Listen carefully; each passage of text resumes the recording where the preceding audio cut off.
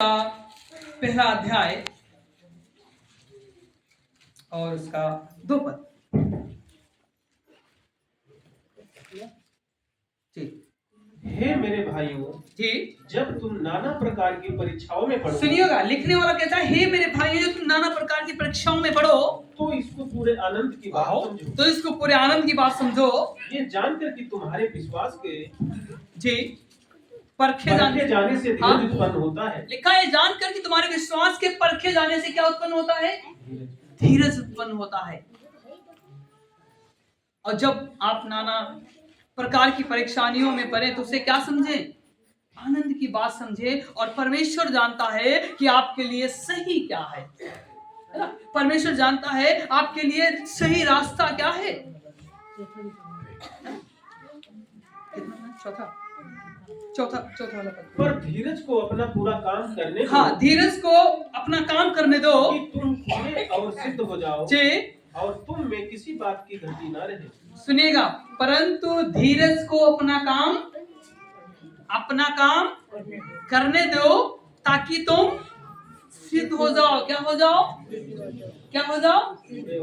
Yes. जब तुम नाना प्रकार की समस्याओं में पड़ो तो उसे आनंद की बात समझो और वास्तव में आपका धीरज आए, आपके पास में वो परमेश्वर के प्रति स्टेबिलिटी आए और धीरज आए, ताकि धीरज को अपना पूरा काम करने दो। कई बार हम अपने पूरे काम को करने नहीं देते और कहते नहीं बस ये चीजें जल्दी हो जाएं। अब्राहम से पूछिएगा वास्तव में कितना समय उसके लिए कठिन रहा होगा कि उसने एक सवाल भी कहो ना किया हो। परमेश्वर कहता है देखो, जो तुम्हारा बेटा है जिसे तुम बहुत अधिक प्यार करते हो उसे ले आओ और उसको क्या करना है? बलि करना है। पर इन बातों को अगर आप देखें तो ये सीधी बातें हमारे प्रभु यीशु मसीह की ओर इशारा करती हैं कि वास्तव में जो संसार का मुख्य बलिदान था वो संसार में प्रभु यीशु मसीह हो पाया और उसी ने हमको और आपको और सारी कायनात के लिए अपने आप को कुर्बान कर और एक नया जीवन हालेलुया। एक ऐसी कुर्बानी की आवश्यकता थी, एक ऐसे बलिदान की आवश्यकता थी जो एक टाइम हो, बस एक बार हो जाए और इस संसार का बलिदान की प्रक्रिया खत्म हो जाए। और ये सच है, जैसे ही नया नियम में आप पढ़ते हैं प्रभु यीशु मसीह के आने के बाद ये बलिदान की प्रक्रिया खत्म हो जाती है। सिर्फ ये पुराना नियम ही ऐसे इसके विषय में बताता है, क्योंकि एक के पाप करने से इस दुनिया में संपूर्ण रीति से पाप फैल गया। पर वहीं पर लिखा है एक ही मनुष्य के इस संसार में आने से और प्रायश्चित करने से, अपने आप को कुर्बान करने से इस संसार में उद्धार बहुतायत के साथ में फैल गया। जहां पे पाप आया उसे कहीं ज्यादा बढ़कर क्या आया? प्रभु यीशु मसीह का उद्धार आया, क्योंकि उसके जान देने से हम सब ने जान को प्राप्त किया और एक संपूर्ण जीवन को प्राप्त किया,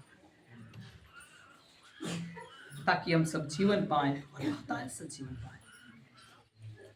एक चीज और सीखिएगा, आपको पता है जब आप किसी चीज की परछाई को देखते हैं,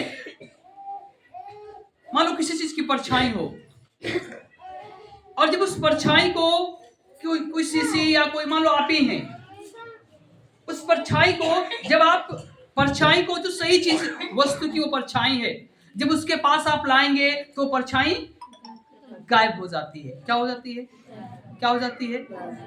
गायब हो जाती है। और क्या दिखता है? ओरिजिनल चीज दिखती है जो सही में है ना। जैसे मान लो एक बोतल रखी हो और बोतल का परछाई बनता है ना, और जब आप उसे पास में लाएंगे तो बोतल के जो परछाई बनती है वो क्या होती है? एक समय में गायब हो जाती है। ऐसे ही हमारे जो नया नियम है ये वास्तव में हमारे लिए जो पुराना नियम लिखा गया, एक दूसरे के पूरक हैं और एक दूसरे के संपूरक हैं। जैसे जैसे आप पुराना नियम पढ़ेंगे, नए नियम को पढ़ेंगे और जब दोनों को एक में मिलाएंगे आपको समझ में आएगा सब बातें मिलकर एक ही चीज को दर्शा रहे हैं। हालेलुया। प्रभु यीशु मसीह के आने के बाद बलिदान की आवश्यकता बलिदान की आवश्यकता नहीं रही। बलिदान तब तक होते रहे जब तक प्रभु यीशु मसीह नहीं आया। और जैसे प्रभु यीशु मसीह संसार में आए, उन्होंने अपने आप को बलिदान कर दिया और उसके बाद में किसी प्रकार की बलिदान की आवश्यकता नहीं रही। वास्तव में आप देखें, आप जिस जीवन को जी रहे हैं, यह आपका दिया हुआ, आपका बनाया हुआ नहीं है, इसको परमेश्वर ने दिया है।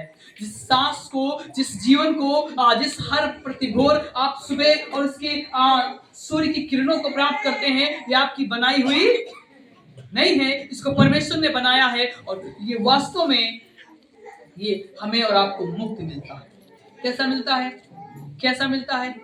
मुक्त मिलता है। इसका अर्थात कहने का मतलब है कि जो कुछ हमारे पास में है, ये कुछ भी अपना दिया हुआ या अपना कमाया हुआ नहीं है। ये तो परमेश्वर की दया है और परमेश्वर का अनुग्रह है जो आपके पास में। हालेलुया। इसलिए लिखने वाला कहता है कि तुम नाना प्रकार की परेशानियों में पड़ो तो उसे आनंद की बात समझो। उत्पत्ति उसका 22